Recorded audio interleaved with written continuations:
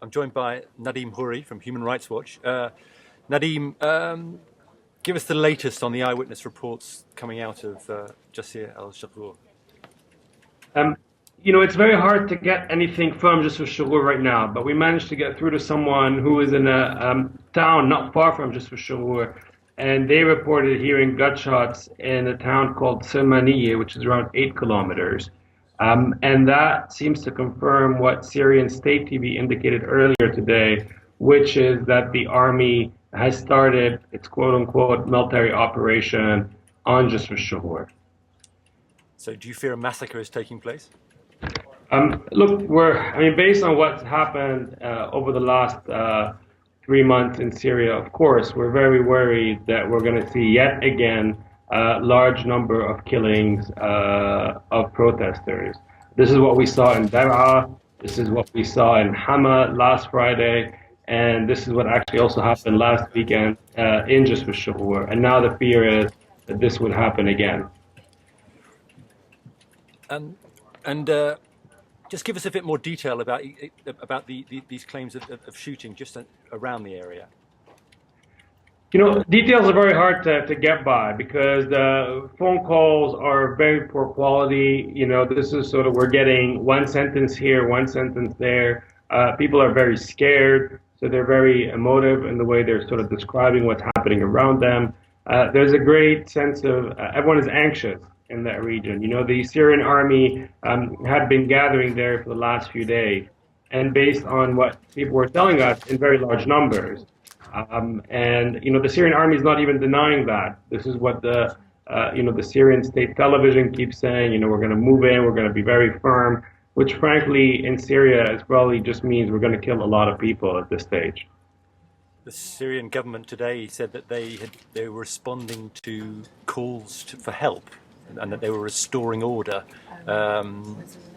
Just give us a sort of counterbalance to that kind of propaganda. Sure. The information we've been able to gather so far has been mostly from refugees who escaped Turkey. Most of them left, last Monday or last Tuesday. But what they're saying is that's not true. What happened last weekend in Jisr was, according to their testimonies, and we're talking more than 5 testimonies that are consistent at this stage, that there were defections, not just in the army, but also in the security services. According to some of the witnesses, the region of Idlib is highly represented in security forces. And they refused the orders, and that this led to a shooting between those who defected or refused the orders and those who tried to enforce them. And that this is creating a panic amongst the Syrian authorities, and hence the heavy deployment of the military, the use of the helicopters last weekend, and according to actually one testimony, even the use of airplanes. We're waiting to confirm that. More protests are planned across Syria today. How do you see it playing out?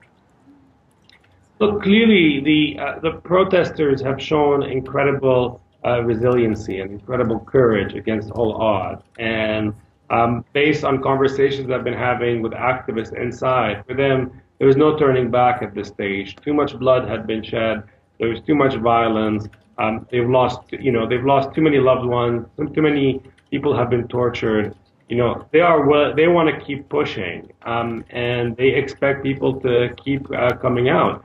And this is what we saw over the last week. Even in Damascus, which is heavily controlled by the security forces, we are still seeing protesters coming out, and we are still seeing that same brutality by the security forces. And, the footage is still managing to come out. You see, just today we received some footage, again, unconfirmed, but you can tell from the accents, you can tell sort of from where they are, the conversation, not just in Damascus, but in places like Hamas, in Baba Amr, and so forth.